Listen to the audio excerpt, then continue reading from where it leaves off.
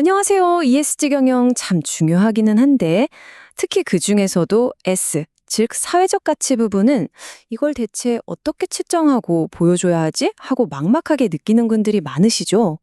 오늘 그 부분 제가 명쾌하게 설명해 드리겠습니다. 네, 바로 이 질문이 오늘 우리가 풀어야 할 핵심 과제입니다. 투자자나 다른 이해관계자들이 이제는 그냥 우리 좋은 일 해요 라는 말만으로는 만족하지 않거든요. 구체적인 숫자로 딱 증명된 사회적 책임을 원하고 있습니다. 자, 이 복잡해 보이는 문제를 해결하기 위해서 오늘 이런 순서로 한번 따라가 볼 거예요. 먼저 ESG의 사회적 과제가 뭔지부터 시작해서요. 사회적 가치를 명확히 정의하고 그걸 측정하는 구체적인 방법들, 또 어떤 지표를 봐야 하는지, 그리고 마지막으로 어떻게 신뢰도 높은 보고를 할 수 있는지까지 차근차근 짚어보겠습니다. 자, 그럼 첫 번째부터 자세히 들여다볼까요? ESG의 사회적 과제입니다. 예전에는 사회적 책임이라고 하면 좋은 일, 약간 옵션 같은 느낌이었잖아요. 근데 이제는 완전히 달라졌어요. 반드시 증명해야만 하는 가치가 된 거죠. 그래서 기업들은 이제 우리 회사가 사회에 미치는 영향을 숫자로 보여줄 수 있는 아주 확실한 방법론을 갖춰야만 합니다. 그럼 도대체 사회적 가치라는 게 정확히 뭘까요? 모든 건 이 개념을 명확하게 잡고 가는 것부터 시작해야 합니다. 사회적 가치는요, 여기 보시는 것처럼 기업이 활동하면서 만들어내는 모든 긍정적인 영향, 그리고 부정적인 영향을 다 포함하는 개념이에요. 여기서 진짜 중요한 포인트는 바로 부정적 영향까지 포함한다는 점입니다. 그냥 우리가 한 좋은 일만 쭉 나열하는 게 아니라는 거죠. 이 개념이 좀 추상적으로 들리신다면 이걸 한번 보세요. 사회적 가치는 바로 이 사람들, 그러니까 우리 직원들, 우리와 함께 일하는 공급업체들, 우리 제품을 쓰는 고객들, 그리고 회사가 자리 잡고 있는 이 지역사회에 직접적인 영향을 미칩니다. 결국 이들과의 관계를 어떻게 만들어 가느냐, 그게 핵심인 셈이죠. 자, 그럼 이제 이 개념을 실제로 숫자로 바꿀 시간입니다. 이걸 하려면 뭔가 기준이 되는 틀, 그러니까 측정 도구들이 필요하겠죠? 그 중에서 가장 대표적인 도구가 바로 이 사회적 투자 수익률 SROI입니다. 이 방법의 핵심은 뭐냐면요. 우리가 만들어낸 사회적인 결과를 돈으로 환산하는 거예요. 그래서 투자한 돈 대비 얼마나 큰 사회적 가치를 만들어냈는지 아주 명확한 비율로 보여주는 거죠. SSROI를 계산하는 과정은 생각보다 간단해요. 딱 이 세 단계로 나눌 수 있습니다. 먼저 우리가 얼마나 투자했는지 총 투자액을 계산하고요. 두 번째로 그 투자를 통해 얻은 사회적 성과를 돈으로 환산합니다. 그리고 마지막으로 그 둘 사이의 비율을 구하면 끝나는 거죠. 바로 이 숫자가 SROI가 얼마나 강력한지 보여줍니다. 예를 들어서 직원들의 건강을 위한 웰니스 프로그램에 1억 원을 투자했다고 쳐요. 그랬더니 직원들의 건강이 좋아지고 결근율이 줄어드는 등의 효과가 나타나서 그 가치를 돈으로 환산해 보니 무려 3억 5천만 원의 가치가 창출됐다는 겁니다.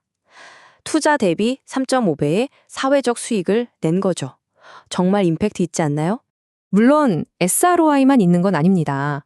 사회적 회계처럼 좀 더 넓은 범위에서 사회, 환경, 경제 성과를 기록하는 방식도 있고요.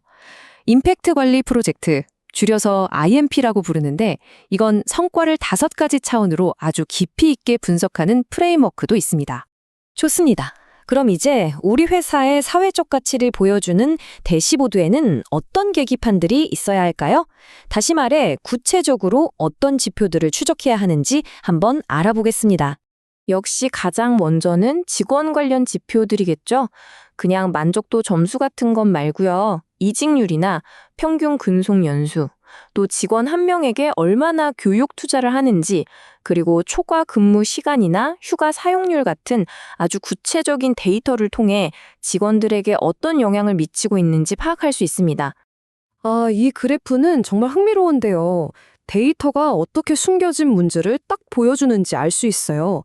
보세요. 전체 직원 중에 여성 비율은 52%로 아주 높아 보이죠. 그런데 직급이 올라가서 고위 경영진으로 가면 그 비율이 18%로 뚝 떨어집니다. 이런 데이터 격차를 눈으로 확인하는 것, 이게 바로 변화의 첫걸음이 되는 거죠. 공급망 관리도 마찬가지예요. 이 표처럼 공급업체 감사를 몇 % 완료하겠다. 공정한 대금 지급 조건을 100% 지키겠다. 같은 목표를 세우고요. 그 목표 대비 현재 상황이 어떤지 계속 추적하면서 투명하게 관리하는 게 정말 중요합니다. 자, 열심히 측정만 하고 끝내면 아무 의미 없겠죠? 이 측정된 데이터를 어떻게 하면 신뢰성 있게 보고해서 이해관계자들의 믿음을 얻을 수 있을까요? 신뢰도 높은 보고의 시작은 체계적인 데이터 수집에서부터 나옵니다.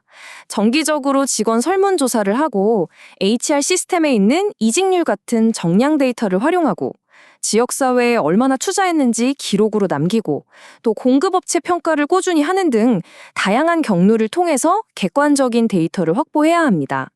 그리고 여기서 진짜 핵심이 뭐냐면 모든 걸 다 보고할 수는 없다는 거예요.